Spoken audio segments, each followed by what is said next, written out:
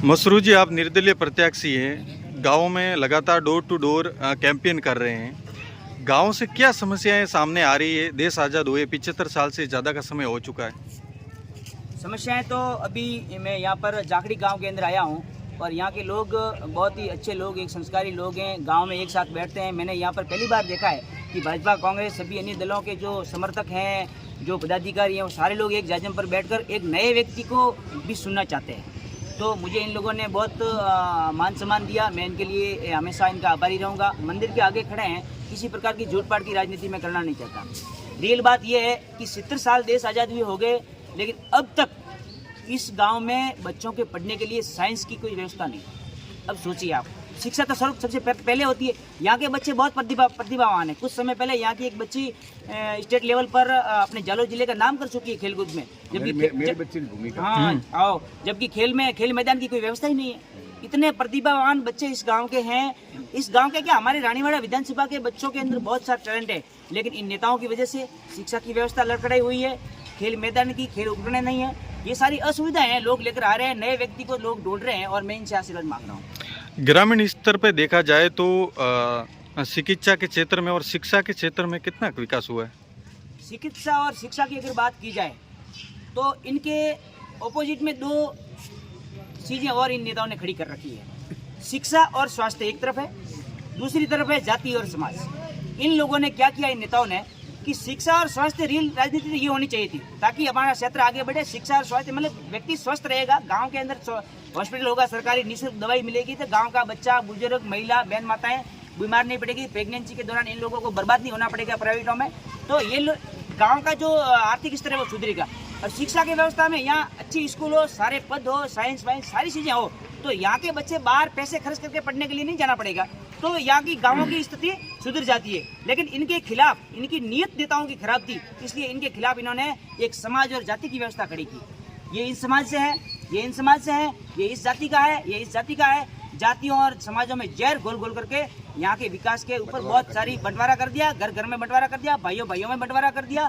गाँवों में एक दूसरे के घर पे शादी प्रसंग में जाने लायक नहीं छोड़ा। ऐसी राजनीति बहुत गर्त में जा चुकी है। मैं चाहता हूं कि इस राजनीति को हटा करके वापस शिक्षा और स्वास्थ्य पर लाया जाए। जी, आपका विजन गांवों के लिए क्या है?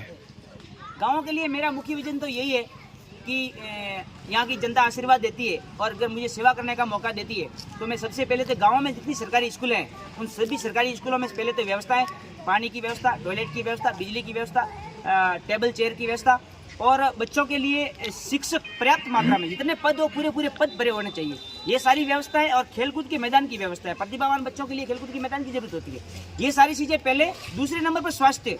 गांव का जो प्राथमिक उपचार के लिए जो हॉस्पिटल है, उस हॉस्पिटल में सारी सुविधाएं करवाना, डॉक्टर उपलब्ध करवाना, दवाइयाँ, उन पर विशेष फोकस रखना, ये मेरी विशेष यहाँ की प्राथमिकता रहेगी। उसके बाद में यहाँ ये कृषि क्षेत्र है, तो किसानों को यहाँ पर सबसे ज़्यादा अगर सीधा हर गांव में शिकायत आ रही है वो आ रही है, किसानों को बिजली चाहिए, बिजली और पानी। अगर बिजली और पानी किसान को सही समय पर और निःशुल्क मिल जाए तो किसान यहाँ का सोना उगाने में अव्वल है। तो यहाँ पर बिजली की जो लचर व्यवस्था है उसको सुधारने की मेरी प्राथमिकता रहेगी। और डीपी जो ट्रांसफार्मर जलने के बाद में किसानों को हाथाजोड़ी करनी पड़ती है, गाँव में इन नेताओं के जो कुछ लोग छोड़े हुए उनके आगे गिड़गिड़ाना पड़ता है, ये मैं जड़ से खत्म करना चाहता हूँ। किसानों को बिजली का ट्रांसफार्मर अचानक से जल गया मान लो, तो सीधा बिजली बोर्ड में फोन करते ही उस किसान के खेत तक गाड़ी बिजली का ट्रांसफार्मर 12 घंटे के अंदर लेकर जाए, ये व्यवस्था मैं करना चाहता हूँ। जी मसरूर, बड़े नेता जो जीतते हैं उसके बाद में जुमलेबाजी के बाद में जो कोई युवा है राजनीति के क्षेत्र में आगे बढ़ता है,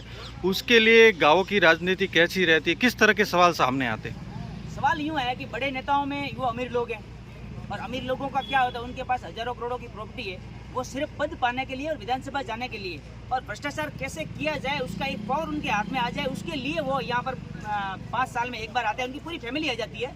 लेकिन हम जो किसान के पुत्र हैं, हम तो रियल खेतों में, मेरे पिताजी आज भी खेती करते हैं, तो हम तो ये ग्रामीण लोग हैं, हमें तो पता है सुख दुख का क्या है।